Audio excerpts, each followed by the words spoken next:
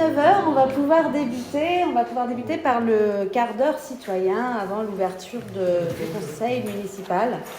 Donc nous avons 3 personnes qui posent des questions, mais pas 3 questions parce qu'une personne a posé 2 questions. Première question. Bonjour, je voulais savoir s'il y avait la possibilité de mettre des panneaux plan de Piriac-sur-Mer aux entrées de Piriac au niveau des parkings. Exemple, parking de la conserverie. Et je demandais à Rodolphe de bien vouloir répondre. Bien, effectivement, on avait prévu de mettre des plans, puisque le plan qui était précédemment à l'entrée de Saint-Sébastien était en fait sur la Turballe, donc ça allait pas bien, donc on l'avait enlevé. Donc 4 plans sont prévus. Donc c'est des plans qui seront placés sur des lieux de stationnement, parking de la conserverie, Tournemine, l'ERA et place Paul Vince. On en mettra peut-être d'autres par la suite. Donc en fait ce sont des plans cavaliers conformes aux exigences des petites cités de caractère. C'est des plans qui sont en perspective cavalière donc, et qui mettent en exergue les monuments, le patrimoine communal. Pour une meilleure lecture, au verso, on mettra des plans classiques, des plans guides de rue pour une meilleure utilisation par les gens et un meilleur repérage. Merci Rodolphe. Seconde question, je me permets de soumettre à votre conseil une demande qui, je pense, n'est pas trop ruineuse. Serait-il possible d'installer un banc sous l'aubette de l'arrêt de bus de Pénarand ? Une autre qui l'est sûrement plus, un trottoir au moins d'un côté de la rue du Sémaphore, car en juillet et août, ça devient dangereux. Formule de politesse que je ne vais pas vous dire. Alors, la réponse. Donc, les abribus piriaquais sont tous la propriété du département. Donc, par le biais de l'île Presqu'île, nous avons la possibilité de demander la pose de bancs dans ces abribus. Le département pourra alors accéder à la demande ou non, et j'ai eu l'information que le département se base sur la fréquentation des abribus, donc c'est lui qui déterminera si l'abribus de Pénarand, on pourrait y installer un banc. Une demande a été faite suite à cette intervention, et donc nous sommes en attente de réponse du département. Pour l'aménagement de trottoir rue du Sémaphore, donc nous sommes en cours d'analyse, Rodolphe notamment, des voies communales afin d'établir un plan pluriannuel d'entretien de ces voiries et des bas-côtés. La rue du Sémaphore sera donc étudiée à ce moment-là. Donc Rodolphe fait le tour un petit peu avec les services techniques de toutes les rues pour faire un plan pluriannuel des voiries. Troisième personne qui pose 2 questions. On va commencer par la première. Question sur les pistes cyclables. Donc, nous avons assisté aux travaux de réalisation de la piste cyclable de la Turballe. Nous attendions une piste cyclable. Nous avons désormais une 4 voies. Pourriez-vous nous rassurer sur le projet de piste cyclable à Piriac afin qu'elle préserve les bas-côtés végétalisés et assure une voie douce plutôt qu'une voie rapide et en bitume ? En particulier, cette piste cyclable doit permettre des déplacements vélo en sécurité, mais aussi pour les piétons de se promener dans un cadre agréable et respectueux de la nature. La piste cyclable qui mène de la Turballe à Pimbron semblait plus en phase avec cette approche. Et je demande à Isabelle de bien vouloir répondre. Alors, pour information, ce projet de piste cyclable s'inscrit dans un projet global de repositionnement de l'itinéraire Vélocéan le long du littoral. C'est un projet qui est porté et financé par le département et Cap Atlantique. Avant de réaliser ces pistes cyclables, Cap Atlantique va effectuer des travaux de renouvellement des canalisations, des eaux pluviales et eaux usées. Alors voilà le calendrier à ce jour pour la partie sud de Piriac. Donc les travaux de canalisation de la Turballe au port de l'ERA seront réalisés de octobre 2024 à avril 2025. Les travaux de la piste cyclable de la Turballe au centre de l'ERA, après le carrefour RD 99 route de Kervin, sera réalisé en 2025, de janvier à décembre. Et enfin, le dernier tronçon jusqu'au croisement de la rue de Norvoré sera réalisé sur l'année 2026. Alors quel est le projet des élus ? Premièrement, nous sommes très favorables au développement des pistes cyclables sécurisées sur Piriac et nous avons initié plusieurs réunions avec Cap Atlantique et le département pour essayer d'accélérer le projet Vélocéan. Pour nous, les voies de circulation doivent pouvoir être partagées sereinement entre les différents usagers, automobilistes, cyclistes, piétons. Il faut savoir que le choix du type de piste cyclable dépend de plusieurs paramètres sur lesquels nous discutons. L'impact environnemental, la sécurité, le niveau de la pente, les stationnements, les entrées de propriété, le cheminement piéton, l'entretien, etc. Nous souhaitons intégrer ces travaux dans un projet plus global d'amélioration du site de l'ERA, avec par exemple la réfection progressive des terrains de tennis, l'aménagement d'un vrai terrain de boules, c'est demandé par les boulistes, l'installation d'un panneau de basket, le réaménagement du stationnement, la sécurisation des piétons. Et pour ça, nous appuierons sur 2 règles de base. La première, c'est des dépenses raisonnables. Et la deuxième, c'est la préservation de l'authenticité du lieu. Ce projet, à l'ERA, se fera avec les riverains. Une première réunion de concertation va être organisée après la saison d'été avec les représentants des associations locales et des riverains. Nous écouterons les avis et prendrons les décisions en essayant de satisfaire le plus grand nombre.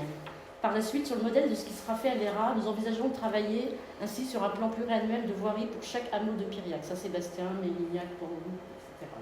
Merci Isabelle. Et dans la même mouvance, puisque c'est la même personne et qu'on est sur l'ERA, on va parler des tennis. Donc les tennis de l'ERA continuent de se dégrader au fil des années.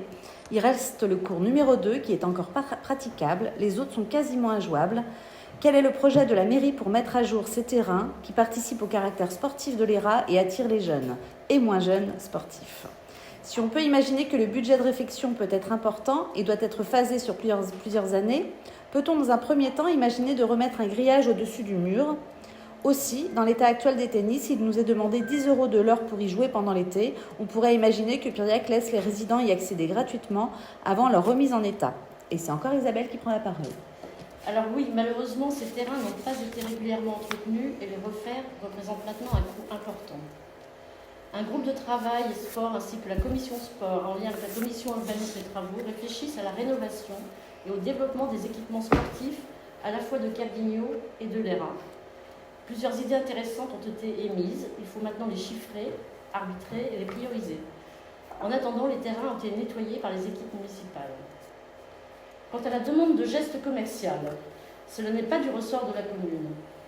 Les forfaits horaires sont versés au club de tennis pour financer ses frais de fonctionnement, notamment l'emploi d'un saisonnier et l'inscription à une application de réservation.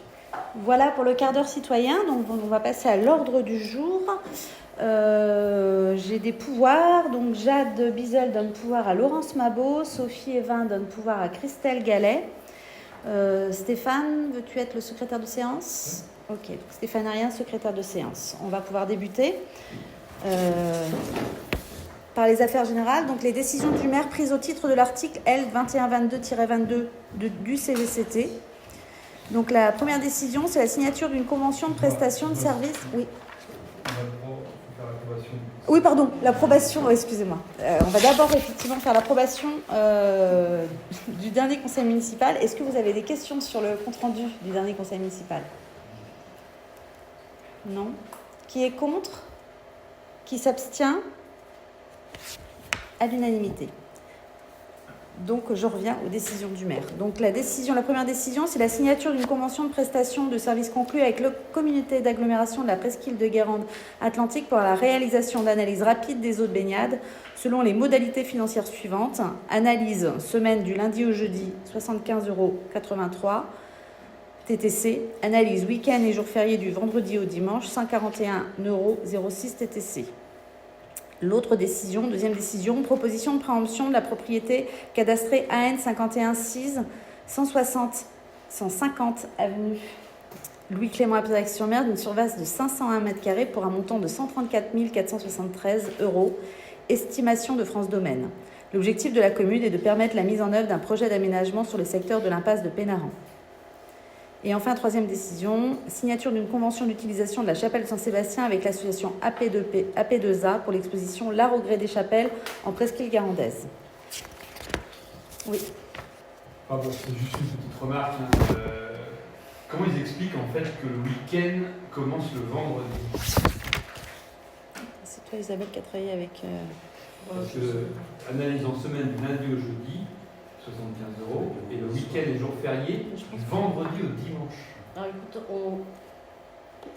je pense que c'est une question d'heure, donc on se renseignera sur... Ouais. Parce que c'est le vendredi soir ou le dimanche soir, je pense. Ah oui, en tout cas c'est le vendredi soir. Je pense que c'est une question d'horaire, mais comme c'est marqué jeudi, à mon avis, non, on vérifiera, on posera posera la question. Dans Je pense, non, moi je pense qu'en fait il y a un temps de latence entre le prélèvement et l'analyse, et ils doivent être obligés de faire les analyses relativement rapidement. Donc si on prélève le vendredi, les analyses, il y a de fortes chances pour qu'elles soient effectuées le samedi. Oui. Et du coup, les résultats sont le samedi, et s'il y a besoin de fermer une plage, ce sera le samedi. Ouais. La décision de la fermer sera prise le samedi. Et juste une deuxième question par rapport aux décisions qui sont prises, c'est juste pour me souvenir, mais le numéro 2024-04, c'est l'année 2024, décision 04 ?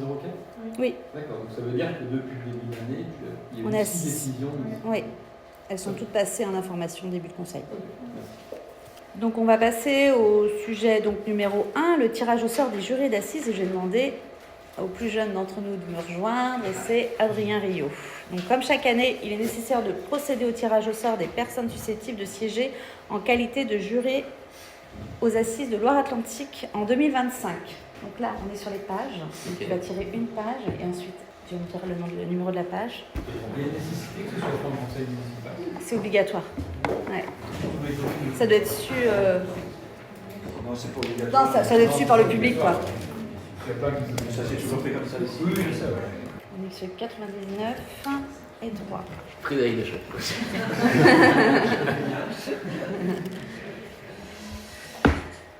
Donc on va en tirer 6. Hein. Ok. 99. 3. Il en Frache. faut 2. Mais on multiplie par 3 pour... Oui, c'est tout le 6. Donc Frachet René Georges, la date de naissance c'est 1941, donc c'est possible, et il habite rue Neuve. Il faudrait que vous donniez juste le numéro d'inscription sur la liste électorale. D'accord, donc 326. Tu les remets dedans par contre parce que tu as le droit de retirer 99, tu as le droit de retirer 3. Ok. 211, 2. 211, 2. Alors pourquoi on a plusieurs fois 1 ? C'est la deuxième ligne. C'est la deuxième ligne. Hein. Donc Pinard Hugues Édouard Jacqui, date de naissance 14-12-1961, allée du Grand Parc. Et numéro d'électeur 693. Troisième, 226, 5. 1, 2, 3, 4, 5. Richard Denise Marie Bertrand Gillette, date de naissance 9 septembre 1956, route de Carvauduet. Numéro 720. Pardon, je vous ai pas entendu. 720. 720. Oui. 96, 8. 2, 3, 4, 6. Folacci Marilus, né le 31 août 1951, rue du Véridet. Numéro d'électeur 325. Le Guen Laetitia Isabelle Catherine, 2044, route de Guérande, née le 5 février 1992, numéro d'électeur 531. 204, 7, c'est le dernier. C'est le dernier. Donc le dernier, donc ceux qui n'ont pas été tirés au sort, ça va être moi. 204, 1, 2, 3, 4, 5, 6, 7. Pauvert Dominique Jean-Paul Marie, né le 1er novembre 1945, rue François Nogue, numéro d'électeur 666. C'est tout bon ? Voilà, personne dans la salle n'est tiré au sort. On va ensuite passer au sujet numéro 2, rétrocession foncière à l'euro symbolique de la parcelle AO 165, et c'est Rodolphe Béron qui prend la parole. Par courrier reçu en mairie le 29 mai 2024, M. Cognot Bernard a sollicité la commune aux fins de restituer une parcelle dont il est propriétaire. Cadastrée en section AO numéro 165, 6 rue des Moutonniers, d'une surface de 359 m² et constituant une partie de voirie et de trottoir.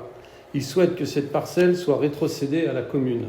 Considérant que cette parcelle constitue une voirie ouverte à la circulation non située en impasse, considérant que les réseaux sont propriété de Cap Atlantique, considérant la nécessité de mettre en conformité la propriété et l'affectation, considérant qu'il s'agit d'une parcelle ayant vocation à être classée dans le domaine public de la commune, il est demandé au conseil municipal, après en avoir délibéré, d'autoriser Madame la maire à signer la rétrocession de la parcelle cadastrée à 0,165 d'une surface de 359 m² à l'euro symbolique au profit de la commune de Périac-sur-Mer. de signer tous les actes afférents à cette rétrocession et de classer cette parcelle dans le domaine public. Est-ce que vous avez des questions, des observations? Donc on va voter. Qui est contre cette rétrocession? Qui s'abstient? À l'unanimité. Sujet numéro 3, police municipale, convention de mise à disposition de fonctionnaires. Et je donne la parole à Philippe. Par délibération de juin 2021, la commune de Périac-sur-Mer a approuvé la mise à disposition de fonctionnaires de police municipale avec la commune de Mesquières. Cette mutualisation de fonctionnaires des deux communes permet de répondre aux besoins croissants de sécurité, de salubrité et de tranquillité publique dans les communes de Périac-sur-Mer et de Mesquières. Les effectifs de la police municipale de Mesquières ont été renforcés et sont passés à 2 agents. Il est donc nécessaire de mettre à jour cette convention jointe en annexe. Il est demandé au conseil municipal d'approuver la convention de mise à disposition de fonctionnaires telle que présentée en annexe et d'autoriser Madame la maire à signer cette convention. Le conseil est appelé à en délibérer. Des questions? Des observations. Il y a juste une petite chose que, alors je ne sais pas parce que du coup c'est en lien avec une délibération, c'est que la délibération qui doit être la dernière, je crois. Ouais, c'est la dernière. C'est sur les. Alors je ne sais pas s'il faut que j'en parle là ou qu'on en parle à la dernière délibération. Sur le tableau des effectifs? C'est que dans l'effectif, en fait, aujourd'hui, dans la dernière délibération, il y a donc 2 policiers municipaux à Périac et ils sont tous les 2 identifiés en brigadier chef principal, alors que dans la convention, il y en a un qui est brigadier chef principal et l'autre qui est gardien brigadier. Donc en fait, ils n'ont pas le même poste en fonction de la délibération. Ça, c'est la première question.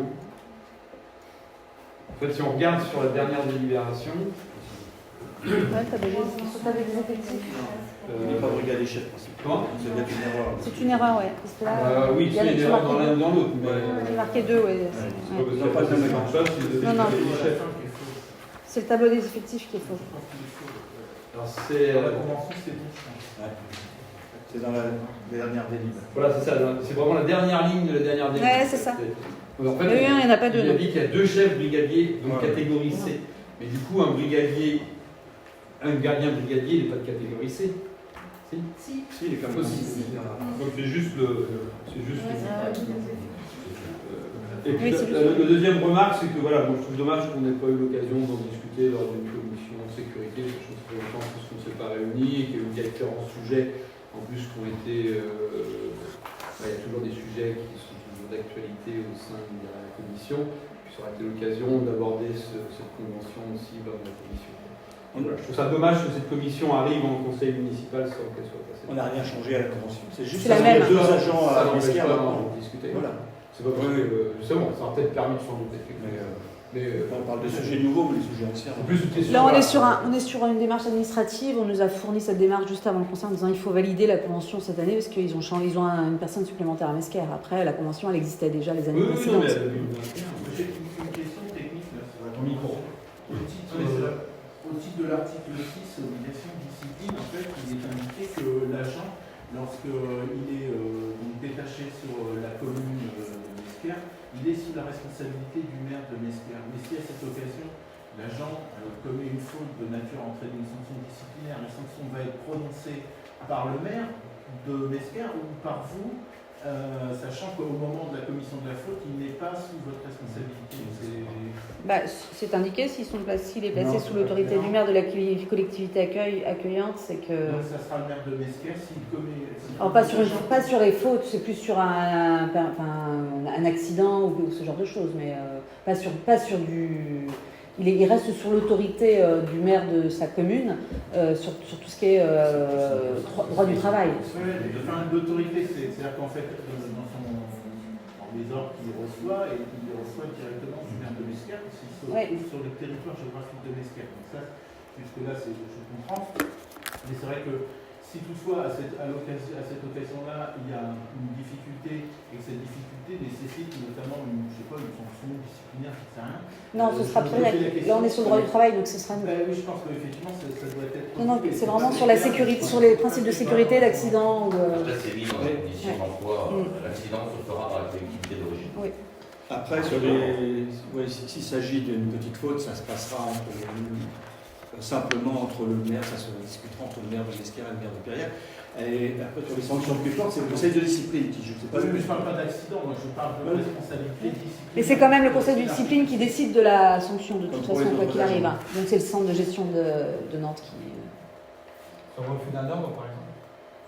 Bah oui. Oui. Est-ce que vous avez d'autres questions? Donc on va voter. Qui est contre? Qui s'abstient? À l'unanimité. Donc sujet numéro 4, finances, demande de subvention auprès de la région des Pays de la Loire au titre des aménagements urbains des petites cités de caractère pour les travaux d'aménagement d'un parking paysager. Et c'est encore à Philippe Gestion de prendre la parole. Les communes homologuées petites cités de caractère ou reconnues homologables par l'association régionale des petites cités de caractère et sur décision de la commission permanente sont bénéficiaires de l'aide de la région des Pays de la Loire aux petites cités de caractère, ce qui est le cas pour la commune de Périac-sur-Mer. La subvention est calculée sur le montant des travaux hors taxes et plafonnée à 300 000 € par an et par commune. Le taux et le calcul de l'aide est fixé à 30% du montant hors taxes des travaux. Donc sont concernés par ces subventions les travaux d'aménagement d'espaces publics des PCC, tels que les aménagements de places, abords de monuments protégés, embellissement de bourgs, enfouissement des réseaux, éclairage public, sanitaire, intérieur ou extérieur, dissimulation de coffrets et de transformateurs, signalétique intérieure et extérieure, acquisition de mobilier urbain, dissimulation ou intégration de points noirs, les travaux extérieurs des bâtiments communaux remarquables, les travaux intérieurs et aménagement des chapelles et des églises ayant un programme culturel pérenne et de niveau régional, l'acquisition de plans cavaliers pour les documents de visite des PCC. À ce titre, la commune est inscrite pour l'année 2023. Voilà, et ça va avoir le jour en 2024. Les marchés de travaux d'aménagement du parking ont été attribués et sont en cours d'exécution. Un second appel d'offres sera lancé en septembre pour la réalisation du mur du fond et l'installation de sanitaires. Donc vous avez le tableau du plan de financement, donc un montant total de travaux de 411 676 € et 12 centimes. Voilà, avec une subvention de Cap Atlantique de 46 905 €. Le conseil régional, si notre dossier est retenu à titre des PCC, pour 90 000 €. Et un autofinancement de 274 771 € et 12 centimes. Voilà. À noter qu'on a mis dans ce dossier le carrefour Talouette, rue de la Tranchée, et la signalisation de la rue de la Tranchée qui sera mis en sens unique. En sens unique, voilà, après Dès la- concertation avec- En expérimentation, oui. voilà, à titre expérimental. Voilà.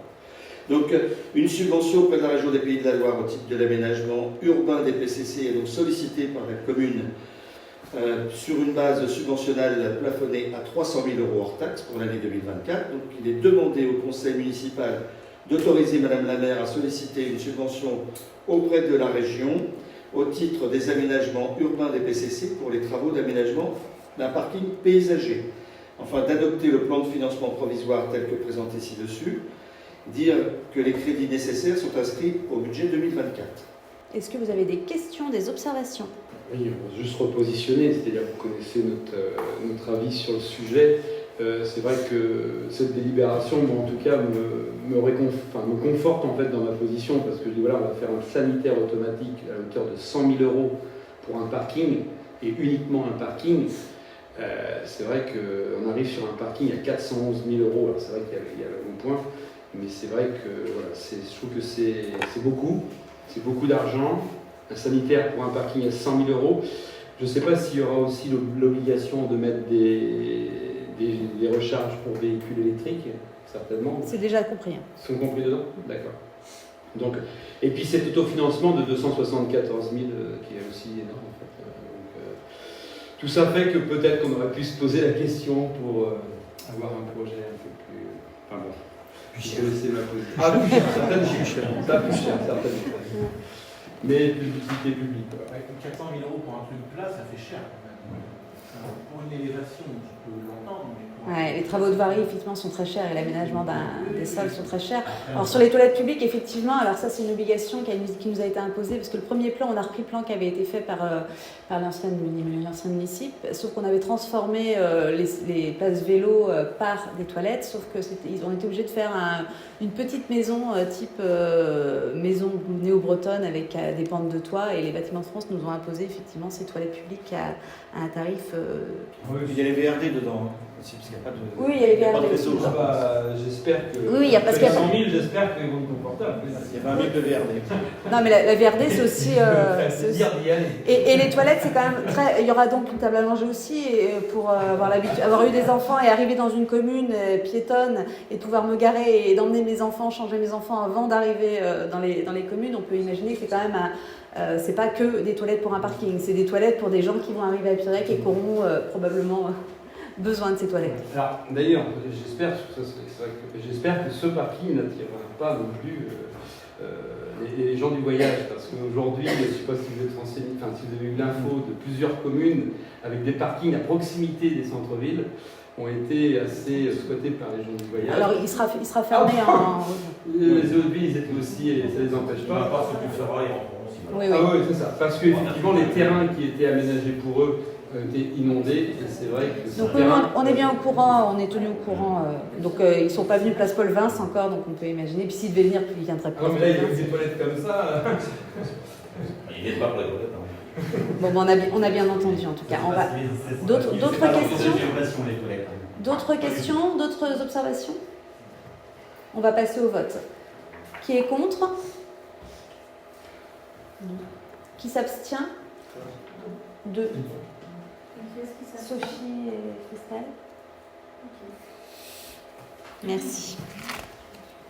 On va passer au sujet numéro 5, la convention OGEC, École Notre-Dame du Rosaire, et je laisse la parole à Floriane Bignon. Un établissement d'enseignement privé peut conclure avec l'État un contrat d'association à l'enseignement public, conformément à l'article L442-5 du Code de l'éducation. En conséquence, cet établissement peut bénéficier d'une participation communale forfaitaire calculée selon les modalités précisées par le Code de l'éducation pour les élèves d'école maternelle et élémentaire résidant sur la commune. Une convention pour une durée de 3 ans a été signée le 25 juin 2021 et prend fin le 31 août 2024. Il est donc nécessaire de la renouveler. Dans cet objectif, l'OGEC, les élus de la commune et la direction de l'école se sont rencontrés pour échanger sur les bases de cette nouvelle convention qui précise l'objet, les modalités d'intervention financière de la commune de Piriac-sur-Mer, la durée de la convention. Il est donc demandé au conseil municipal de valider le projet de convention tel qu'annexé à la présente délibération et d'autoriser Madame la maire ou son représentant à signer tout document afférent à ces décisions. Des questions? Des remarques? Pas de questions? Si. D'accord. Ok, on va voter. D'accord, on va voter. Qui est contre? Qui s'abstient? À l'unanimité. Et on va passer à la prochaine, effectivement. Et c'est encore Floriane qui va prendre la parole, toujours sur l'OGEC. Pour la participation financière de la commune à l'OGEC École Notre-Dame du Rosaire. La commune de Piriac contribue au financement de l'école privée Notre-Dame du Rosaire sous contrat d'association afin de garantir son bon fonctionnement. Cette contribution est encadrée par l'article L442-5 du Code de l'éducation qui impose aux communes de prendre en charge les dépenses de fonctionnement des classes sous contrat dans les mêmes conditions que celles des classes correspondantes de l'enseignement public. La loi numéro 2019-791 du 26 juillet 2019 dite pour une école de confiance, a abaissé l'âge de l'instruction obligatoire de 6 à 3 ans et emporte de fait l'obligation de financement des classes maternelles privées sous contrat dans les mêmes conditions que les classes maternelles publiques. Le montant communal est calculé annuellement en fonction d'une part des dépenses de fonctionnement de l'école publique des Caborniers et d'autre part du nombre d'élèves scolarisés dans l'école au premier jour de la rentrée de septembre. Enfants dont la famille est domiciliée à Piriac-sur-Mer. Donc, pour le forfait 2024, le coût moyen d'un élève du public a été évalué donc à 2700, pour la maternelle, à 2702,35 €. et pour un élève en élémentaire à 818,97 €. Donc, pour rappel, en 2023, c'était 2303,29 € pour un élève de maternelle et 602,58 € pour un élève d'élémentaire.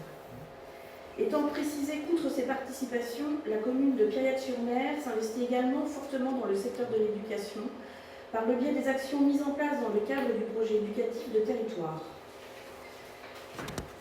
Il est donc demandé au conseil municipal d'arrêter les montants de la participation financière de la commune aux dépenses de fonctionnement des classes de l'école maternelle et élémentaire privée sous contrat d'association pour l'année 2024-2025 à 2702,35 € par élève périacais scolarisé en maternelle et 818,97 € par élève périacais scolarisé en élémentaire.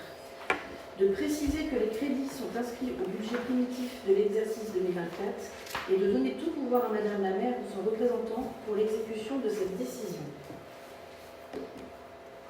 Il y a une forte augmentation, c'est sûrement de ça dont tu veux parler, non?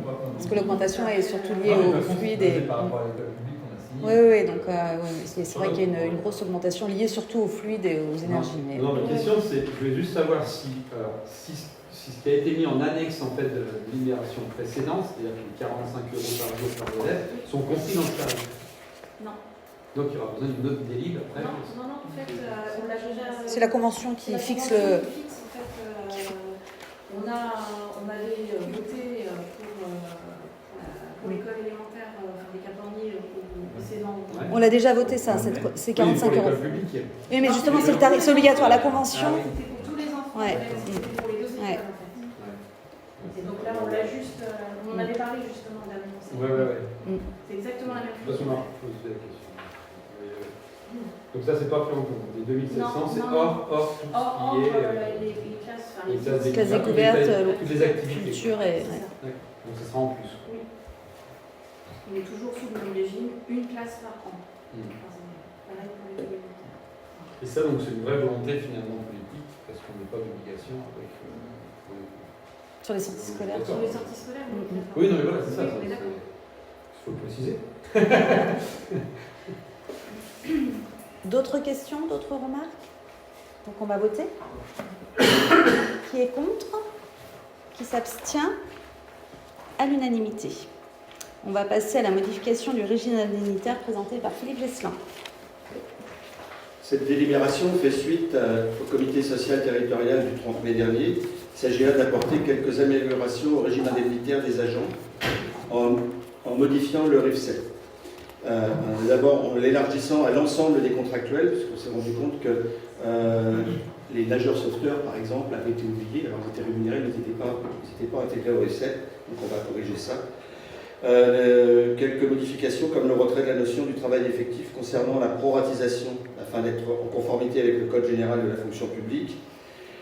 Également l'ajout de l'IFCE, c'est l'indice de fonction complémentaire pour les élections, dans la liste des régimes indemnitaires cumulables avec le RIFSET, l'actualisation de la liste des cadres d'emploi non éligibles au RIFSET et le maintien du régime indemnitaire en cas d'absence. Le tableau vous est joint. Donc, à partir du 1er juillet, l'IFS suivra le sort du traitement pour les maladies ordinaires, la maternité, l'adoption, la paternité, les congés pour invalidité imputables au service, accident de travail ou maladie professionnelle, et le temps partiel thérapeutique et les périodes de préparation au reclassement. Donc il est demandé au conseil municipal de modifier le régime indemnitaire applicable aux agents de catégorie A, B et C, toutes filières confondues de la commune, selon les modalités définies ci-dessus. Je vous ai fait grâce de la lecture des 12 pages de modification. Donc ce, à compter du 1er juillet 2024, de fixer par arrêté individuel le coefficient afférent à chaque composante du RIFSET et les montants correspondants, d'inscrire au budget primitif et pour les suivants, chacun pour ce qui le concerne, les crédits relatifs au régime indemnitaire, d'autoriser Madame la maire à prendre toutes les formalités afférentes à l'instauration de ce nouveau régime indemnitaire. Donc le Conseil est appelé à en délibérer. Donc, il s'agit là d'une belle avancée sociale que nous avons travaillé avec le comité social territorial au mois de mai. Et Est-ce que vous avez des questions? Vous avez, c'est un document qu'on a voté au mois d'avril. J'étais un peu étonné de le revoir revenir comme ça soudainement. Alors comme j'avais pas d'informations, j'ai cherché un peu et c'est vrai que je me disais qu'en réalité, je pensais que nous avions au mois d'avril indiqué que les bénéficiaires de l'UCE étaient l'intégralité des agents, qu'ils soient contractuels ou qu'ils soient effectivement contractuels de droit public. Et quand vous avez expliqué que la raison qui motivait ce changement, c'était que ça ne prenait pas en compte les sauveteurs, là je dois dire que je suis un petit peu perdu. Parce que les sauveteurs, normalement, c'est en privé. Oui. Les contractuels viennent en fait, dans la délibération précédente, remplacer des agents titulaires qui sont absents. Or, les maîtres nageurs sauveteurs ne sont pas des contractuels, eux ce sont des saisonniers. Oui, mais dans les bénéficiaires, là, on met bien que les bénéficiaires, ce sont des agents contractuels de droit public. Oui. Alors, donc en fait, il y a une petite subtilité. À ces gens-là. En fait, il y avait une petite subtilité entre les contractuels de droit public au sens large et ceux qu'on avait prévus. Et les sauveteurs, ils sont des contractuels de droit privé. Oui. Ils sont de droit public, mais ils sont quand même mais ils sont en renfort sur un besoin saisonnier. Par contre, les contractuels de droit privé sont exclus du régime mixte. Oui, on les a enlevés. On n'en a pas. Pas de contractuels de droit privé. Mais s'il y avait, ils n'auraient pas. S'il y avait, ils n'auraient pas droit. Sachant qu'ils ont été enlevés par rapport à avril. On pourrait en effet rajouter si. Surtout, ils ont été enlevés en fait. Mais parce qu'à ma connaissance, oui, il n'y a pas de contractuels de droit privé. Non, ils ne peuvent pas être alignés sur le RIFSEP quand on est de droit privé. D'autres? Alors, une deuxième question aussi. Je crois comprendre que ce système a vocation à refondre un petit peu l'ensemble du système de prime qui est accordé aux agents de la commune, avec une part qui est liée à l'emploi et une part variable qui est liée à la manière dont l'emploi est occupé par l'agent. Est-ce qu'on a une idée de l'augmentation de la masse salariale que cela va générer sur l'exercice en cours en termes de rémunération? Parce que des calculs ont été faits parce qu'il y a un comité technique, donc normalement, en fonction du nombre d'agents, on doit pouvoir prévoir quelle incidence la mise en place de l'EFSEF va avoir. En fait, là, on ne touche pas du tout au régime indemnitaire individuel. La part variable qui est versée une fois par an, c'est le CIA. C'est le CIA et c'est en avril et au maximum de 514 € ou 520 € par agent, c'était déjà existant. En fait, là, on a affiné aussi un peu, on a revu le régime indemnitaire pour notamment les agents qui sont à temps partiel. En fait, il était précisé dans la délibération précédente que les agents qui étaient à temps partiel, le régime indemnitaire suivait leur taux de rémunération, leur taux d'emploi. Sauf que quand on travaille à 80%, on n'est pas vraiment payé 80%, on va être payé c'est 5, 6e, 6, 7e.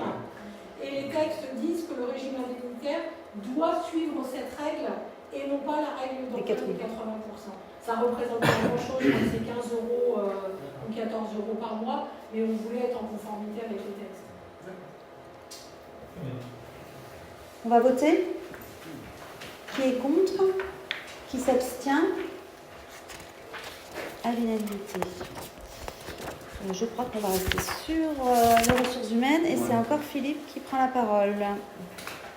Par délibération en date du 31 janvier 2023, le conseil municipal a mis à jour le régime des astreintes pour la filière technique. Donc, afin de répondre aux besoins de la collectivité, il convient d'actualiser le régime des astreintes.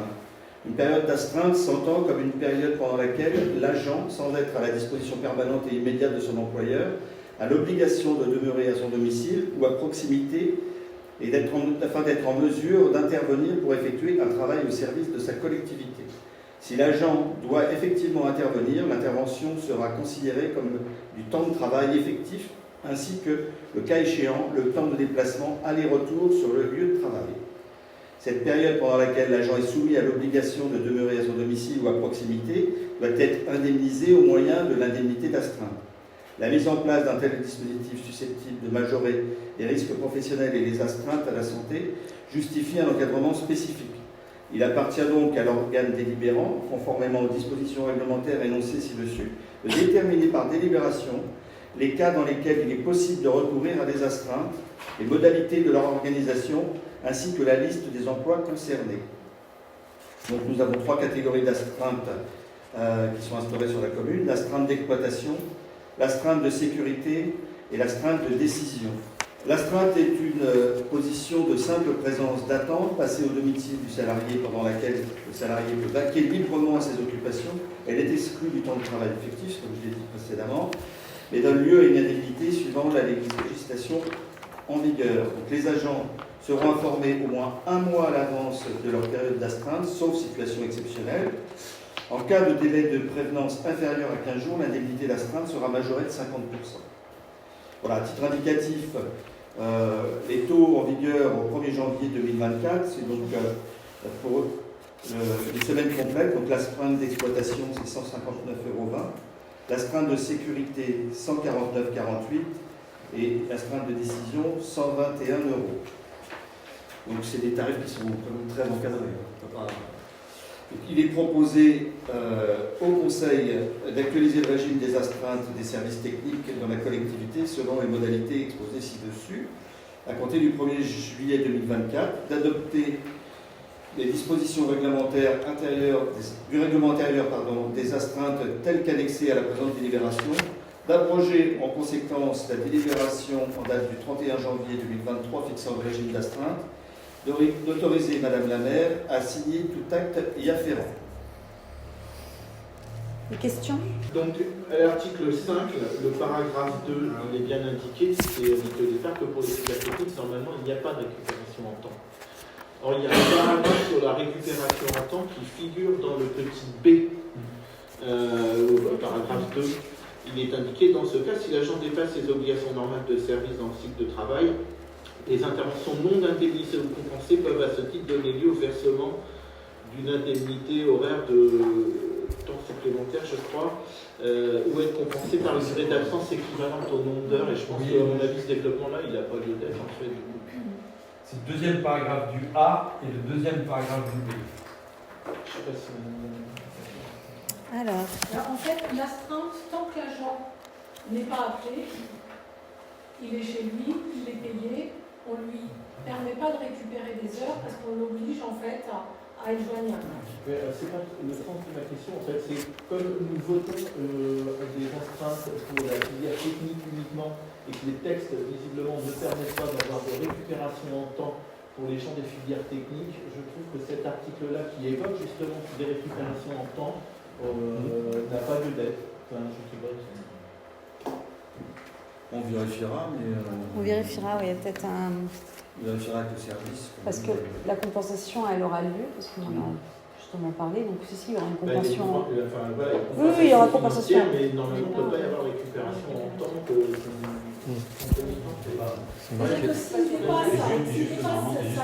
Ouais, du coup, c'est pour ça que dans le petit B, là, je ne comprends pas très bien. Il y a une subtilité en fait entre le fait s'il fait des heures supplémentaires et qu'il reste dans sa durée légale, c'est-à-dire 42 heures par semaine.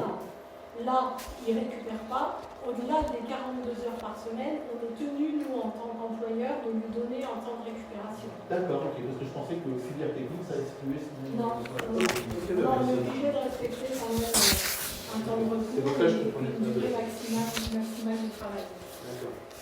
Donc, ce document a été fait au CST. Moi, j'ai une petite question. C'est sur les astreintes de décision. En fait, ça concerne qui? Alors là, on a fixé un cadre général pour pouvoir à un moment donner la possibilité d'avoir des astreintes. Aujourd'hui, des astreintes de décision, il n'y en a pas. D'accord. Mais admettons qu'il faille mettre le PCS en place, on peut demander à Géraldine de Naguère de venir parce qu'on a besoin de quelqu'un qui soit là à gérer les équipes et se mettre en profil décisionnaire sur un PCS, par exemple, sur un plan de communal de sauvegarde. Ce serait sur demande, parce que là, Ce serait toujours sur demande de toute façon. L'astreinte, c'est toujours sur demande des élus, d'astreinte. Oui, mais là, sur les astreintes d'exploitation, c'est tout. C'est sur demande des élus. Non, c'est sur demande des élus. Oui, mais c'est- C'est vraiment pour un Le déplacement, c'est vraiment sur des exceptions. hein. Oui, le déplacement, mais après. Ah oui. Ah oui, sur la- Ah non, ah mais oui, la l'astreinte, toute c'est planifié, bien sûr. Oui, c'est planifié. Oui, mais c'est planifié, mais c'est pour ça que ma question était sur l'astreinte de décision, parce qu'on n'a pas aujourd'hui la structure d'avoir plein d'agents qui me permettent, sinon ça veut dire que Géraldine serait d'astreinte toutes les semaines. Non, absolument pas. C'est s'il fallait qu'il y ait. Mais elle n'est pas en technique, là on est sur les techniques, elle n'est pas. Pas sur les astreintes de décision. Mais ça peut être vidéo. On l'a mis pour éviter de repasser devant le conseil s'il y avait un jour besoin, mais on n'en a pas l'utilité. Et on espère qu'on n'aura pas. On n'aura pas besoin. On va voter. Qui est contre? Qui s'abstient? À l'unanimité. Sujet numéro 9, toujours dans les ressources humaines, autorisation spéciale d'absence. L'article L622-1 du Code général de la fonction publique prévoit que les agents publics bénéficient d'autorisations spéciales d'absence liées à la parentalité et à l'occasion de certains événements familiaux, qui n'entrent pas en compte dans le calcul des congés annuels. Toutefois, ces événements et le nombre de jours d'autorisation d'absence accordés ne sont définis par aucun texte. Donc on distingue deux types d'autorisations d'absence. Les autorisations spéciales d'absence de droit dont les modalités précisément définies s'imposent à l'autorité territoriale. Ces autorisations d'absence ne nécessitent pas de délibération et d'avis du CST. Les autorisations spéciales d'absence discrétionnaires sont donc laissées à l'appréciation des pouvoirs locaux à l'occasion de certains événements. Un décret devrait venir préciser ces autorisations d'absence. Or, à ce jour, aucun texte n'a été publié en ce sens. Et on se demande si ça va être publié vu les événements actuelle, la conjoncture. Les collectivités voulant faire bénéficier leurs agents de ces autorisations d'absence discrétionnaires doivent en préciser le contenu et les conditions d'octroi.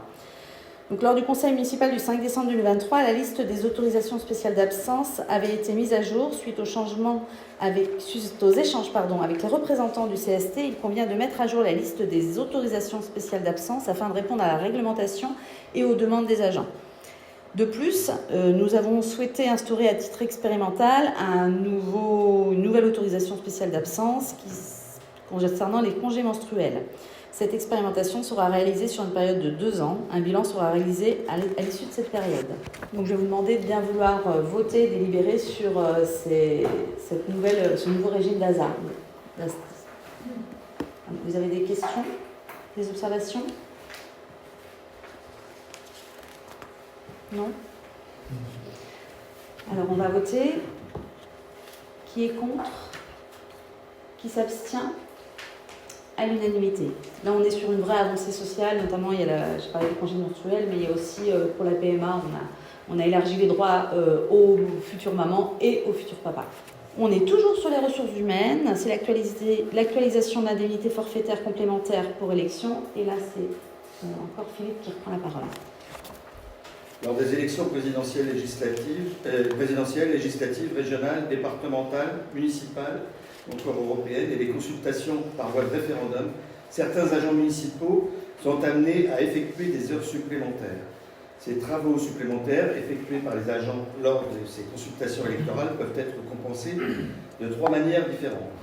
Soit en récupérant le temps de travail effectué, soit par le paiement d'indemnités horaires pour travaux supplémentaires pour les agents éligibles aux indemnités horaires pour les travaux supplémentaires, soit pour les autres par la perception de l'indemnité forfaitaire complémentaire pour les élections. L'IFCE, on en a parlé dans la numéro 1. Les agents titulaires et contractuels relevant de la catégorie A ne peuvent bénéficier de l'indemnité horaire pour les travaux supplémentaires et ne peuvent percevoir que l'IFCE pour leur participation aux scrutins électoraux.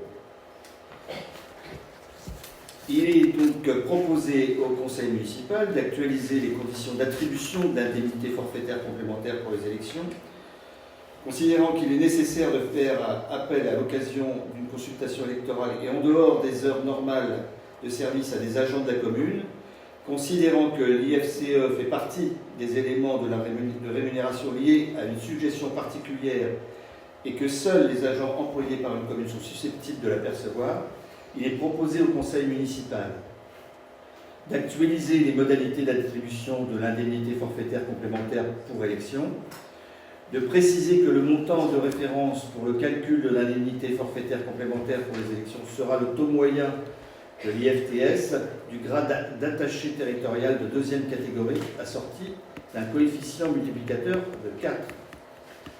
de dire que l'indemnité forfaitaire complémentaire pour élection sera attribuée aux agents de catégorie A non éligibles à l'IHTS, excusez-nous pour les acronymes, ayant accompli des travaux supplémentaires à l'occasion d'une consultation électorale. Le bénéfice de cette indemnité est étendu dans les mêmes conditions aux agents contractuels de droit public de catégorie A accomplissant ces mêmes travaux. Afin de préciser que l'indemnité forfaitaire complémentaire pour élection est versée après chaque tour d'une élection et en fonction du travail réellement effectué à l'occasion des élections.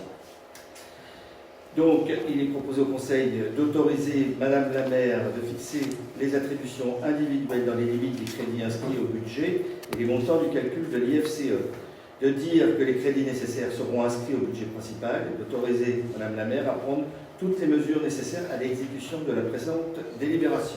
Donc c'est aussi une avancée, c'est-à-dire que les agents qui, surtout cette période électorale, qui tiennent les bureaux de vote souvent très tôt le matin jusqu'à très tard le soir, seules les catégories A, seules les catégories qui n'étaient pas A percevaient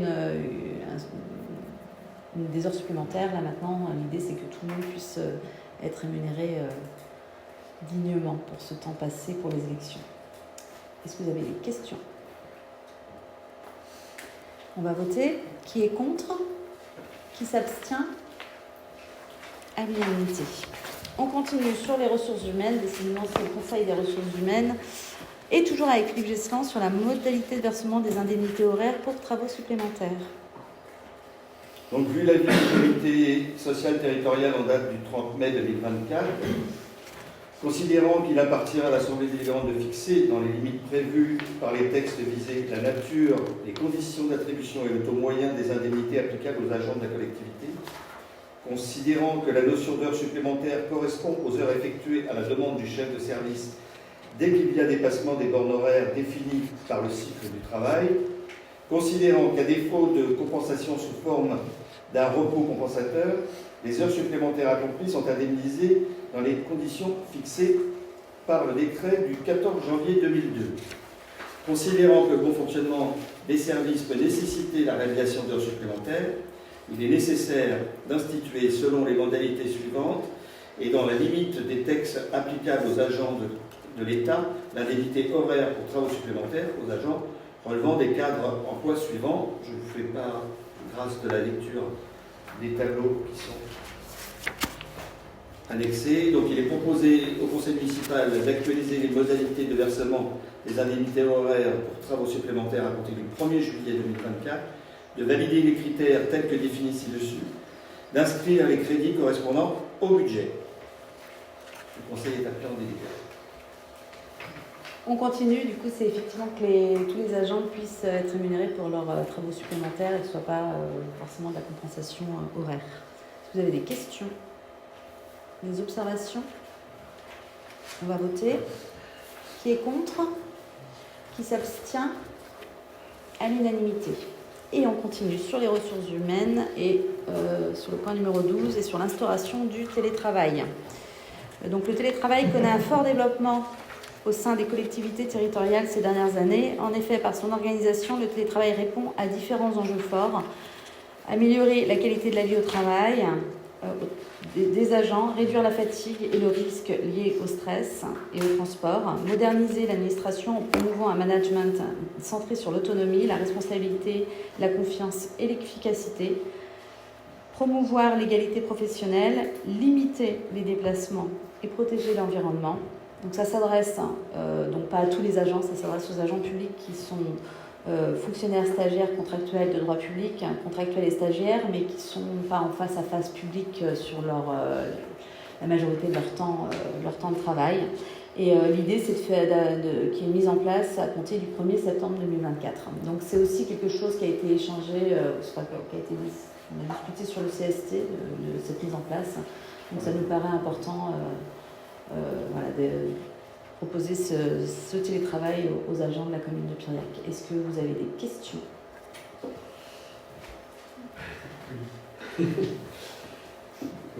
Là, c'est plus une position vraiment personnelle. Je connais moins le télétravail, c'est vrai que dans la fonction publique, je connais l'effet du télétravail dans la fonction privée. c'est vrai que moi j'ai tendance à être contre le télétravail et c'est pour ça que je ne vais pas argumenter tout le fait d'être contre. C'est vrai que les argumentations qui sont mises en avant, j'ai du mal à les entendre aussi parce que finalement, alors je parle bien sûr du privé, hein, mais comme je ne connais pas le public, parce que quand je vois le stress, c'est pas vrai. Aujourd'hui, le stress engendre aussi du télétravail parce qu'aujourd'hui, il y a une façon de pister, il y a une façon qu'aujourd'hui, avec Teams entre autres, on sait si on est derrière le PC, on sait si on travaille. Et aujourd'hui, il y a du stress qui se dégage au travers de ça et qui va être important. Moi, je trouve que le télétravail, c'est bien parce que, effectivement, dans certaines situations, ça peut vraiment aider les salariés à pouvoir, par exemple, après un long arrêt de travail, de pouvoir remettre le pied à l'étrier. Le souci, c'est qu'aujourd'hui, on parle qu'on est dans un monde individualiste. Je trouve que le télétravail continue dans ce sens-là, c'est-à-dire qu'on incite les gens à rester chez eux, à y travailler. Moi, je ne peux pas contribuer à ça. J'entends, je suis ensuite, par exemple, dans la transmission, c'est-à-dire qu'aujourd'hui, dans la transmission de connaissances, c'est-à-dire que plus on va être individualisé chez soi, moins on va transmettre à nos collègues toutes nos connaissances. Et tout ça, aujourd'hui dans le privé, pour moi, ça me pose énormément de problèmes. J'imagine que dans le public, ça fera exactement pareil. Et alors, après, c'est vrai que protection de l'environnement, la mairie, elle va continuer à être chauffée, même si les agents ne sont pas là. Et du coup, ils chaufferont plus chez eux, ils allumeront aussi la lumière chez eux. Donc, la retombée, on va dire, environnementale, et puis après, il y a un coût. Après, est-ce que ce coût de télétravail, parce que justement, là où je suis du coup pas d'accord, c'est que, je sais plus où elle est, enfin bref, c'est que en plus, si on veut aller faire du télétravail, là aujourd'hui, vous faites le choix de ne pas indemniser en fait les gens qui font du télétravail. Bah oui, mais non. Enfin moi, du coup, je suis pas d'accord. Si on veut faire du télétravail, d'ailleurs, je sais même pas si c'est. On va les payer quand même. Oui, mais l'indemnisation de. Alors, il faut que je retrouve la ligne. Supplémentaire, oui. La suggestion la collectivité décide de ne pas instaurer l'allocation forfaitaire de télétravail. Moi, je trouve ça dommage. C'est l'équité pour ceux qui ne peuvent pas prétendre au télétravail. Il n'y a pas de frais de transport. Je suis complètement. Tu as le droit de ne pas être pour le télétravail. Moi, j'ai pu l'exercer dans le public, ça se passait très bien, et dans d'autres communes à côté, il y a du télétravail. Là, l'idée du télétravail, c'est pas que les agents soient toute la semaine en télétravail. Dans la charte, tu sais, on a demandé à ce que ce soit une journée par semaine maximum, avec donc une obligation de présentiel quand même sur le reste de la semaine. Donc ça fait quand même pas, on n'est pas loin, on s'éloigne pas trop quand même de ses collègues. Et puis concernant l'environnement, il y a quand même on a quand même de nombreux agents qui habitent à 3/4 d'heure d'ici, et je pense qu'ils feront une belle économie d'essence, et au niveau de l'empreinte carbone et du stress, de récupérer les enfants à l'école. Enfin, il y a quand même un bénéfice, et notamment, on parlait de l'égalité homme-femme, femme-homme, qui même, ça permet à certaines femmes de pouvoir récupérer leurs enfants, pas payer les frais de garde, de leur faire des économies. Donc voilà, il y a tout un tas on a le droit d'être contre. Tu as le droit d'être contre, et moi je pense que c'est aussi de montrer la confiance qu'on a dans les agents, parce qu'on a complètement confiance, et on sait très bien qu'ils seront, en étant moins stressés, en étant chez eux, ils fourniront un travail souvent, parce que je l'ai vécu moi, souvent bien plus important que celui qu'on peut donner sur son lieu de travail. Donc on leur fait confiance, et puis et on pense, a priori, eux en tout cas sont ravis, ceux qui on a pu échanger, et ça faisait partie de leur demande. Donc on va aller dans ce sens. Je ne remets pas en cause la confiance, hein, c'est pas du tout ça, c'est plus d'ordre général, hein, ce problème de télétravail. Et pour moi, j'espère me tromper, j'espère vraiment me tromper, que dans 10 ans, on se dise ouais, mais tout ça c'est à cause du télétravail. J'espère qu'on le dira pas. Mais tu as raison sur le fait que certains effectivement ont du stress, ou même certains tombent en dépression. On parle du Covid, où ils étaient en télétravail pendant le Covid, mais c'est des gens qui étaient complètement en rupture avec leur cadre professionnel. Là, c'est pas du tout le cas, puisque c'est qu'une journée par semaine. Aujourd'hui, c'est une journée, on sait très bien, c'était pareil avec les 35 heures avec la RTT. Enfin, après, c'est juste. Et après, c'est sur la base, c'est sur demande des agents. Tous les agents ne vont pas vouloir. Mais de toute façon, je vois aussi beaucoup d'avantages. Aujourd'hui, si on regarde l'instant T, moi je vois beaucoup d'avantages au télétravail. D'accord. Non, mais le patron aujourd'hui, il est gagnant, puisque finalement. Ah, c'est si, le patron. L'employeur est gagnant. L'employeur est gagnant. L'employeur Alors, il y a gagnant, gagné. parce que finalement, le temps que la personne passe sur la route, souvent, elle passe à travailler. Donc résultat... On ne travaille pas plus. Non. C'est plus efficace, gagnant. beaucoup plus efficace en télétravail, ça c'est une certitude. C'est juste que voilà, il y a des inquiétudes sociales que moi je suis presque convaincu que malheureusement isoler les... Là par exemple, vous voyez, je vais finir là-dessus. C'est pas les isolés. Pas les isoler. Non, je vais finir là-dessus. Et puis c'est leur choix. Et ils peuvent revenir à tout moment sur. Ils peuvent revenir. Je vais juste finir là-dessus. Moi aujourd'hui, par exemple, j'ai eu le cas de quelqu'un, un cadre supérieur dans une entreprise qui fait aussi du télétravail. Alors déjà, dans cette entreprise, ils n'ont pas le droit au mercredi. Hein. Ça, c'est vrai que ça pourrait être bien de ne pas le mettre que le mercredi. Et bien aujourd'hui, lui, il me dit, bah oui, c'est vrai que bah moi, je ne veux plus prendre de stagiaires et je ne veux plus prendre de contrat de qualif. Parce que ça m'oblige à retourner à l'entreprise. Toute la semaine. Et c'est pour ça qu'on a mis les stagiaires et les contrats de qualif aussi en télétravail. Oui, non, mais la transmission, pardon. Ouais. Mais un jour par semaine. Je peux pas aller dans Un le jour sens, par alors que- semaine et sur la base du volontariat. Après, les agents qu'on a vus au CST et tous les agents de la mairie de Callec sont plutôt positifs sur cette avancée sociale. Je suis d'accord. Mais moi, aujourd'hui, je peux pas être. C'est une délibération de bipage, mais derrière ça, il y a quand même eu un gros travail en interne avec les services. Mais je Mais m'en ça- ai pas- non, mais je t'ai pas coupé, tu peux me laisser parler. Pardon, t'as pas eu Mais les c'était une réponse à une certaine demande. Tous les agents ne le demandent pas. Mais moi, je pense que pour certaines... on a beaucoup de femmes ici dans les services. Et pour certaines d'entre elles, avoir une demi-journée ou une journée tranquille à la maison, ça peut être... Pas ça les tranquille, soulage hein. beaucoup. Pas tranquille, elle travaille quand même. Non, tranquille, je veux dire, sans le stress du déplacement, de courir... voilà. Mais moi, je ne parle pas de Périac, je parle du télétravail qu'on a. Mais là, en l'occurrence, on va voter pour Piriac. Là, on va voter pour Piriac. Donc, on va passer au vote. J'ai une petite Ah oui, j'ai une vous voyez. petite question. Est-ce que en fait, les agents ont des ordinateurs portables ou on va acquérir des ordinateurs Ils ont tous des portables, donc c'est ceux-là qui vont emmener chez eux. Et ils sont sur Teams pour la communication, donc on pourra communiquer avec eux. On va voter. Qui est contre? Qui s'abstient? Je ne suis pas contre les agents. On entend bien. On va passer au sujet suivant, le premier page. Toujours, parce qu'on sort du CST, donc on est toujours sur les ressources humaines. Du coup, sur la modification du tableau des effectifs. Donc je rappelle au Conseil que conformément à l'article L. 313-1 du Code général de la fonction publique, les emplois de chaque collectivité sont créés par l'organe délibérant de la collectivité. En conséquence, il est proposé au Conseil municipal de procéder à la création de 7 emplois et à la mise à jour du tableau des effectifs. Donc c'est toujours ce travail de changement de grade qui fait qu'on a l'impression qu'on crée des postes et en fait c'est pas des postes qu'on va créer, c'est des montées en grade pour la plupart et il y aura quand même 2 créations de postes.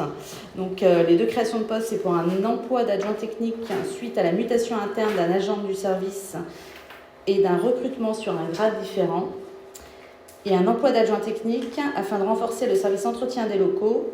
Cette création d'emploi intervient dans le cadre d'une volonté de reprendre cette activité qui n'était pas en régie et qui va le devenir. Ce qui nous fait la création des emplois suivants. 2 emplois d'adjoint d'animation principale de seconde classe à temps complet.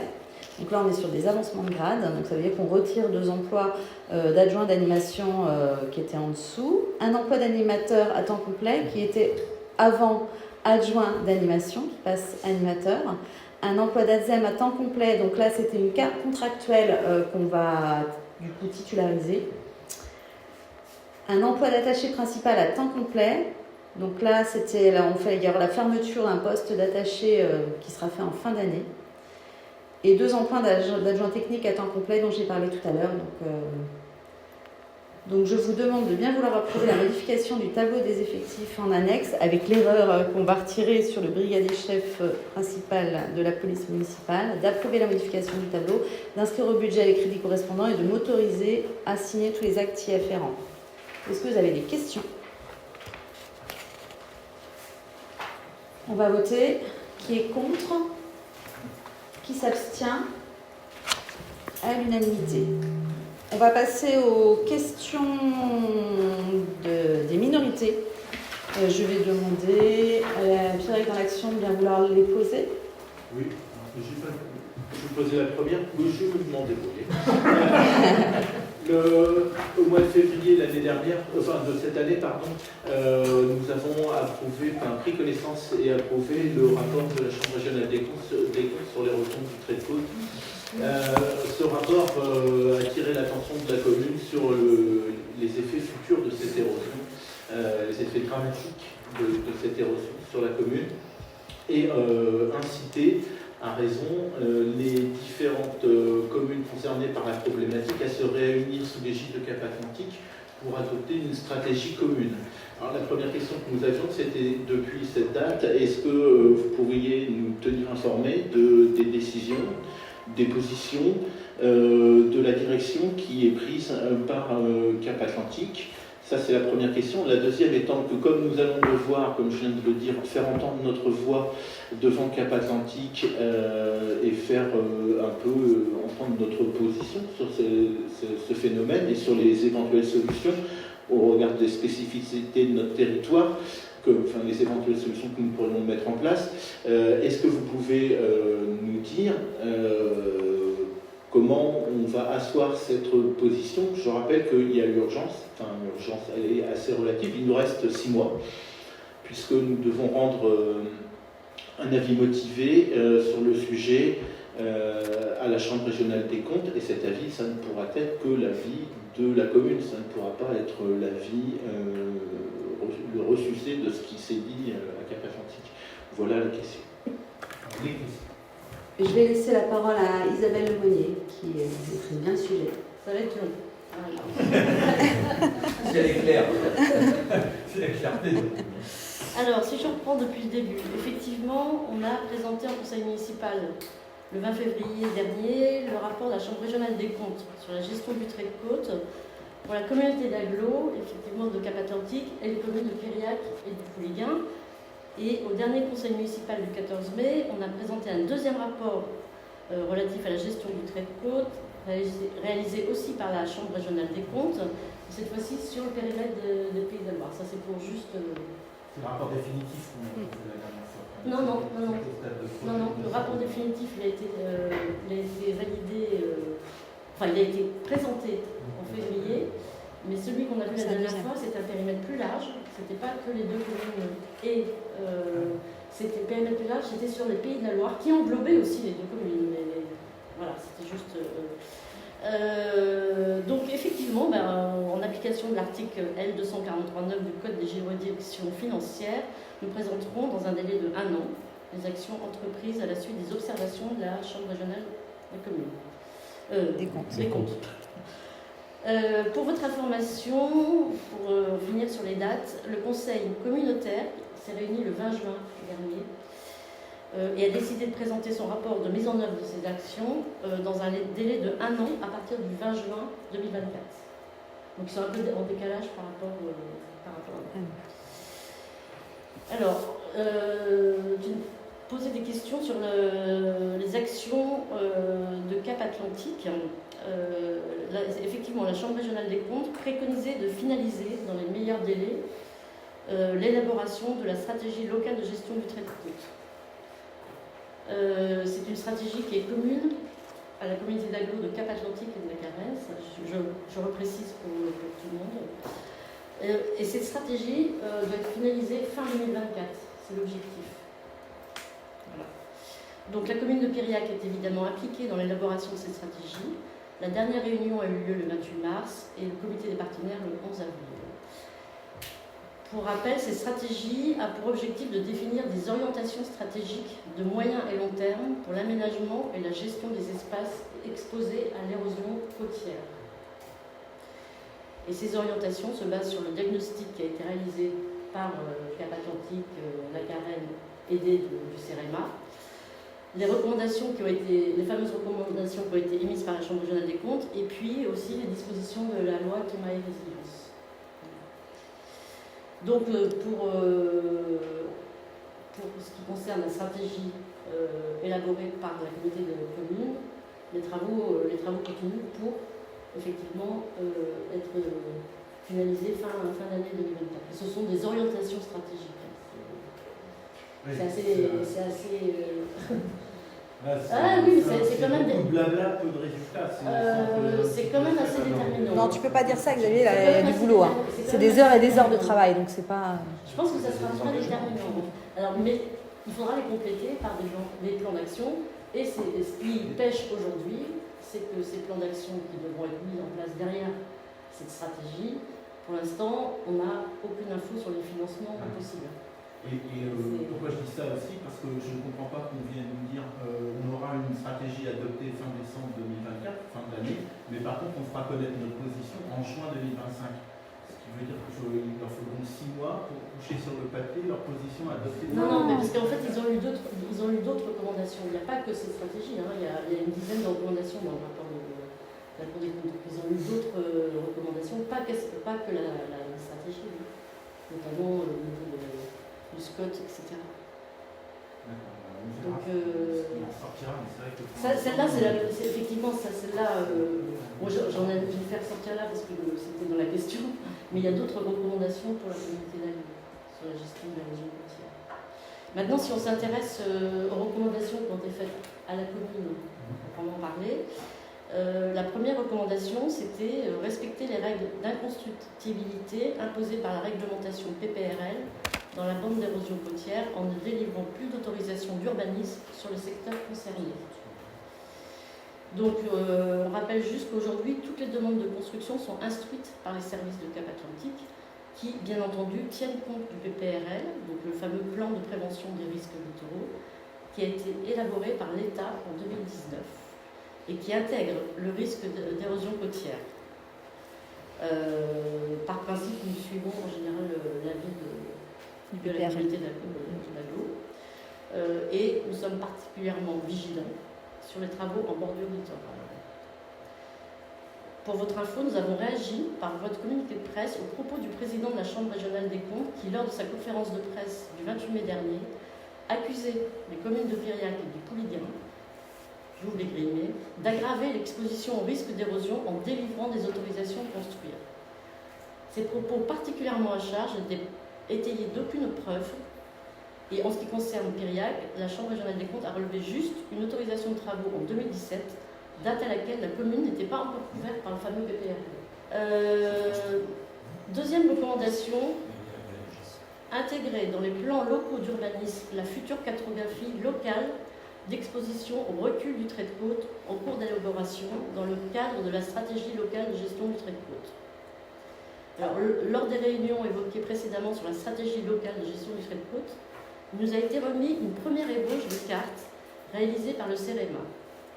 À ce stade, ce sont des cartes de travail qui demandent à être affinées. Par exemple, pour tenir compte des ouvrages existants. Ça ne figure pas sur cette fameuse carte. Elles ne peuvent pas être diffusées en l'état. Dans le cadre de la révision du PLU de la commune, nous ferons un atelier sur ces cartes, mais nous devons nous assurer au préalable que l'État ne change pas d'avis.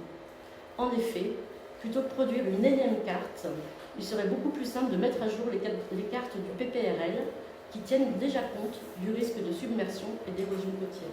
C'est l'avis qu'on a défendu avec Piriac et Pouliguen. Il me semblait justement que la Chambre régionale des comptes nous reprochait que notre PPRL, qui est le PPRL Piriac Pouliguen, Pont-Maé, B. Pont-Maé, B de Pont-Maé, trait de peine B. Et c'est vrai qu'il nous reprochait de ne pas prendre en considération cette augmentation, donc je pensais qu'il va falloir revoir ce document-là. C'est un peu une discussion avec l'État actuellement, puisque elles sont du ressort de l'État, hein, ces fameuses cartes, elles existent. C'est un peu une façon de... Enfin, je vais employer un mot entre guillemets, mais de se défausser sur les communes et les collectivités, à qui l'État demande de faire ses propres cartes alors qu'il y a déjà quelque chose qui existe. Donc on a une discussion avec l'État là-dessus en disant mais pourquoi on refait des cartographies puisqu'il existe déjà quelque chose qu'on pourrait mettre à jour. Et en prenant des hypothèses plus fortes, etc. Parce que ce qui est reproché au PPRL, c'est de ne pas prendre certaines hypothèses de montée des niveaux marins, etc. Il suffirait juste de renforcer ces hypothèses et on ferait une simple actualisation. Simplement faire des cartes, c'est des ressources, c'est des coûts, c'est des responsabilités aussi. Oui, mais enfin, il y a des cartes qui ont été faites, qui étaient dans le rapport, grosso modo, ils sont contentés de surligner en C'est ça. jaune les limites, C'est ça. avec un fluo. C'est inutilisable. Oui, C'est ça. Oui. Et c'est pour ça qu'on a plutôt intérêt à avoir, nous, notre matériel, notre discussion, nos idées, fixer un peu ce que l'on veut faire, plutôt que d'attendre que l'État vienne un jour nous dire vous êtes sauvé, argent, j'arrive. Parce que si on compte là-dessus, à mon avis, on va être déçu. Il y a plein de sujets comme ça, et c'est qui en fait partie aussi. Oui, oui. Non, mais c'est vraiment ce qu'on a prévu. On va utiliser la commission pour travailler sur ça. Et la révision du PLU, parce que ça va rentrer dedans. Prochaine question. Oui, ça va rajouter sur le PLU.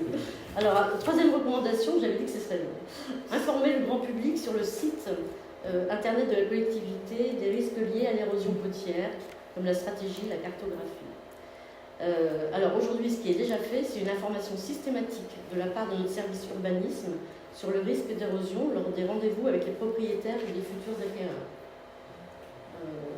Lorsque la stratégie locale de gestion des traits de côte sera finalisée, elle sera mise en ligne sur le site internet de la commune. Et comme je le disais, quant aux cartographies de projection de recul du trait de côte, il faut les travailler et accompagner leur publication d'explications. On ne peut pas les publier en l'état. Bon, ça rejoint ce que je disais. Ce qu'on a prévu de faire au sein de la commune, en plus de toutes ces recommandations, c'est de mettre en place un suivi analytique des dépenses relatives au trait de côte, que ce soit en termes de prévention, de réparation, de défense, ce qui nous permettra de mieux piloter déjà les dépenses et les décisions budgétaires. Dans le rapport de la Chambre, c'est une préconisation de la Chambre. Et en fait, il reprochait aux communes de ne pas suffisamment tracer. Donc, c'est vrai qu'avec la prise de conscience, je veux dire, de tous, il est important de les tracer. Il y a le mécanisme d'indemnisation aussi, parce que ça aussi c'est pareil, un jour il va tomber en haut et puis on sera revenu. Les gens qui vont devoir envisager de quitter leur habitation pour aller habiter autre part sur la commune. Oui, alors c'est ça qui est. Donc il y a des gens qui ne pourront pas vendre leur maison parce qu'elle sera justement susceptible un jour de disparaître. C'est pas le cas. Donc, Non, c'est pas le cas, ils vendent. Mais c'est vrai que c'est des choses sur lesquelles il faut qu'on se penche avant pour ne pas être pris au début. Bien sûr. Mais l'ANEL aussi est présente sur ce sujet. Avec Norbert Samama qui est représentant de l'ANEL. Donc, après, vu le contexte politique, je ne sais pas comment oui. ça va évoluer. C'est pour ça qu'on a intérêt entre nous à se poser des questions et puis à on n'aura pas les financements quoi qu'il arrive. Ah ben non, ça c'est certain. Donc on peut se poser les questions, mais après. Tu rejoins savoir ce que l'on veut. Alors, tu rejoins la conclusion qu'on faisait. Enfin, quoi qu'en dise la Chambre régionale des comptes, la commune est bien consciente des enjeux de l'érosion côtière.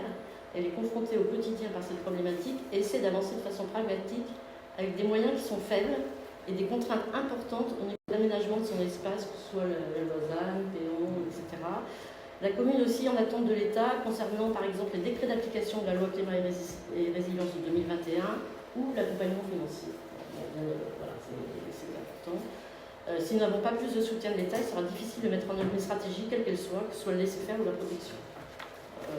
Voilà, c'était ça la réponse un peu longue. Vous avez une deuxième question ?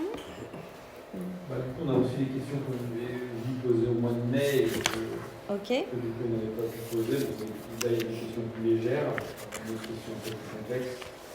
Donc, c'est sur le marché estival. En fait, la précédente municipalité envisageait de déplacer le marché du lundi, le marché estival du lundi, afin de supprimer les marchands dans la rue de Quéroman. Et est-ce que donc l'organisation du marché estival est modifiée suivant les modalités envisagées par la précédente municipalité ou maintenue dans sa configuration actuelle? Christophe va répondre. Alors moi, ça va être beaucoup plus rapide qu'Isabelle. Donc non, on laisse le marché du lundi matin dans la rue de Quéroman, il faut qu'elle reste animée le lundi matin, pas de changement.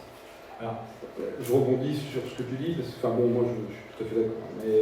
Mais à l'époque, ce qu'on nous disait, c'était que c'était pour des questions de sécurité. Alors est-ce que du coup, en continuant le marché dans la rue de Pierre-Roman, est-ce que du coup c'était sur l'intervention des pompiers qui ne pouvaient pas avoir lieu? Non, alors sur les pompiers, on l'a évoqué en commission avec Xavier, on va faire passer un camion de pompiers, de façon à ce que ce soit sécurisé, on le fera passer une fois dans la saison. Ça a été évoqué en commission. La seconde question, c'est justement sur la question citoyenne. Alors, depuis 3 conseils, dans ces 4, parce que la séance débute par le quart d'heure citoyen. Donc, est-ce que déjà toutes les questions reçues en mairie sont traitées lors de la séance? Ce sera la première question. Et sinon, que deviennent les questions des citoyens qui ne reçoivent pas de réponse en séance?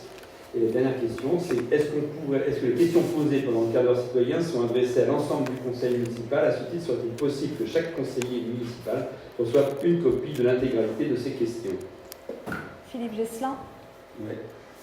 Donc, comme son nom l'indique, le quart d'heure citoyen, c'est un moment qui précède le conseil municipal et qui doit durer environ 15 minutes et pas plus pour ne pas retarder le bon déroulement du conseil municipal. Ce temps d'échange à distance a été initié par Madame la maire et son équipe pour favoriser la proximité et répondre à quelques interrogations qui sont posées par les habitants. Les questions traitées sont uniquement d'intérêt général et nous répondons en moyenne à 3 questions par conseil. Les questions autres que celles d'intérêt général, si elles méritent réponse, sont dispatchées aux différents services et adjoints concernés par les sujets évoqués dans la question. Si nous avons plus de 3 questions, elles sont reportées au conseil suivant, ou bien une réponse est envoyée directement à l'auteur. Enfin, les questions sont adressées aux élus qui sont en responsabilité, et elles ne seront donc pas envoyées à l'ensemble des élus. Et donc la dernière question, avant de partir en vacances, donc elle concerne effectivement le PLU, donc, parce que ça fait 1 an qu'on était dans cette même salle et c'était beaucoup de monde. Donc le 20 février dernier, interrogé sur la révision future du PLU de la commune, vous avez expliqué que votre majorité considérait qu'il convenait de reprendre le PLU dans sa totalité et de tout remettre à plat. C'est-à-dire tout recommencer au prétexte que, je vous cite, « Nous nous sommes rendus compte que nous n'arrivons pas à nous approprier aucune des étapes de la révision élaborée par l'équipe précédente, hormis le diagnostic. » Donc, sauf erreur, ces documents administratifs ont été établis par 2 années de travail en collaboration avec de multiples services de l'État, y compris ceux de la commune, par un bureau d'études, la boîte de l'espace, qui travaille sur ces sujets pour bien d'autres communes. Le dit projet du PLU était à ce point avancé qu'il a même été soumis, donc, comme je disais tout à l'heure, il y a 1 an, au vote du conseil municipal, qu'il a été rejeté principalement en raison des difficultés posées par 2 OAP. Donc tout ceci laisse à penser que vous ajournez les difficultés, attendant comme la panacée le PLUI, comme vous l'aviez annoncé, dont le seul avantage serait d'être finalement pas directement de votre responsabilité. Alors pouvez-vous nous expliquer les obstacles que vous avez rencontrés pour vous approprier ces documents administratifs? Et dans votre projet de reprendre le PLU dans sa totalité, quelles sont les actions et le planning pour le second semestre 2024? Donc merci. Merci Stéphane. Donc, nous n'avons pas, proprement dit, rencontré d'obstacles. Nous avons simplement une vision politique différente sur l'aménagement du territoire et sur les enjeux urbanistiques et environnementaux. Un plan local d'urbanisme n'est pas qu'un document administratif qui s'appuie sur des études, c'est avant tout une projection d'aménagement qui a un impact fort pour la population. On l'a bien vu lors de la révision du PLU élaborée par la précédente équipe et la boîte de l'espace. Elle a été rejetée par une partie de la population et le conseil municipal lui-même. C'est bien qu'il contenait des incohérences, notamment en ce qui concerne les OAP proposés, aussi bien sur le terrain de l'ancienne mine d'uranium que sur les fonds de jardin de Saint-Sébastien. Nous souhaitons reprendre l'ensemble des études avec le service ingénierie de Cap-Atlantique, en y incluant des nouvelles réglementations d'urbanisme qui n'existaient pas auparavant, comme le ZAN, le recul du trait de côte, en reprenant les cartes sur le ruissellement, l'intégration de l'Atlas de la biodiversité, qui est en cours d'élaboration, sera également indispensable pour orienter la conception d'un PLU respectueux de l'environnement. L'incorporation des nouvelles réglementations est fondamentale pour assurer un aménagement durable et sécurisé. Le SCOT de Cap-Atlantique est aussi en cours de révision avec une redistribution totale des cartes. Je siège dans la commission SCOT et comprends bien qu'il nous faut avancer en parallèle. Nous ne pouvons pas nous permettre de rendre un plus qui ne serait pas en compatibilité avec le SCOT et avec les règles d'urbanisme inhérentes. Pour débuter cette nouvelle révision, nous comptons rencontrer les habitants dès l'automne prochain, entendre leurs problématiques et leurs propositions, leur expliquer les contraintes liées aux règles précitées. L'importance de la participation citoyenne est prépondérante afin que le PLU reflète au mieux les besoins et aspirations de tous. Même si l'intérêt général primera toujours et que chaque citoyen n'obtiendra peut-être pas satisfaction. Cette révision est un processus long et complexe. Il demande du temps et de l'implication. Nous ne manquerons pas de communiquer sur les étapes franchies. Nous souhaitons rassurer sur notre volonté de produire un PLU qui soit conforme aux réglementations en vigueur, efficace pour l'aménagement du territoire et bénéfique pour l'ensemble de la population. On en a terminé. Deuxième question. Le calendrier, on démarre en octobre et on ira jusqu'au PADD. Et j'ai dit que le temps était long, donc on ne peut pas mesurer maintenant le temps que ça prendra. J'ai une question. Alors normalement, les questions, on les envoie par écrit 8 jours avant. On les envoie par les ondes. C'est un règlement spécial pour Alors, non, j'ai une question, c'est sur la participation citoyenne, alors qui n'est pas tout à fait celle qui est évoquée tout de suite, mais c'est la participation citoyenne, le protocole entre la préfecture, la gendarmerie, voilà. Donc, il y a eu une réunion il y a quelques mois maintenant. Quelle suite est arrivée Est-ce qu'il y a eu beaucoup d'inscrits Quelle suite est donnée à cette réunion? Elle est quand la réunion? Il y aura une réunion très bientôt. On attend la nomination d'un nouvel adjudant-chef. C'est ça, oui. L'adjudant-chef Guibou est en partie, on attend la nomination. Elle arrive et on aura une réunion. Effectivement, il y a eu beaucoup de candidats. Donc ils seront tous convoqués très prochainement, début juillet probablement. Oui, tout est prêt. Ils ont, les personnes qui avaient candidaté ont été reçues par l'APM et par la gendarmerie ici. Et oui. J'étais candidat, j'avais été reçu par personne. Non, il n'y a pas. Non. Si. Ils sont petits. Voilà, mais on attend pour mettre la convention en place. Peut-être que tu as pas été sélectionné. Peut-être pas cette élection. On va demander. C'est Daniel Minot qui s'en occupe. C'est Daniel Minot qui s'occupait de tout. Ah oui, donc, alors il m'a oublié. Ah ben on verra. Oui, du coup on verra. Le soir même, il y avait très peu d'inscrits dans la boîte. Oui, il y en avait 7 quand même. Hein. Après, moi j'avais mis un papier dans la boîte. On en parle avec Daniel Minot. En tout cas, il y a eu pas mal, ça a eu un retour. Oui. Mais ça va être mis en place, ça c'est sûr. S'il n'y a plus de questions, je vais laisser la parole à Christophe Bizel qui va nous parler, juste pour information, du nouveau règlement des marchés. Donc oui, on a modifié le règlement du marché venu en commission. En fait, il n'a pas tant changé ça. On a juste quelques formulations qui ont dû être changées pour être au goût du jour. Et on a surtout inscrit un texte de la loi Pinel obligatoire pour les nouveaux canaux qui veulent s'inscrire à l'année. Ils sont obligés de rester 2 ans minimum avant de revendre leur fonds de commerce. Ça évite que les canaux prennent une place et revendent leur fonds de commerce pour céder leur place. C'est la seule chose qui a changé, qui a été demandée par la syndicats. Donc voilà, c'était une information. Et on a remis au nom de... C'était le règlement... On a changé le nom du monsieur le maire.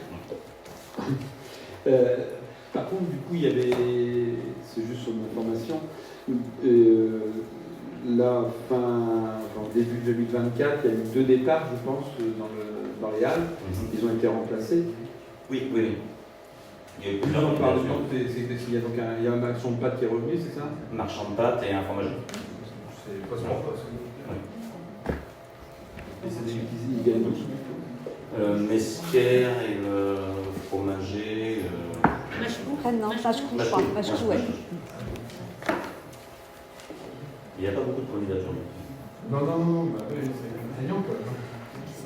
S'il n'y a plus de questions, donc je vais clore le dernier conseil municipal avant la saison. Effectivement, pour ceux qui sont en vacances, bonnes vacances, et pour ceux qui ne sont pas, bon été. Et puis on se retrouve pour le conseil municipal fin septembre pour le prochain. Je vous souhaite à tous une bonne soirée. Merci en tout cas de votre présence.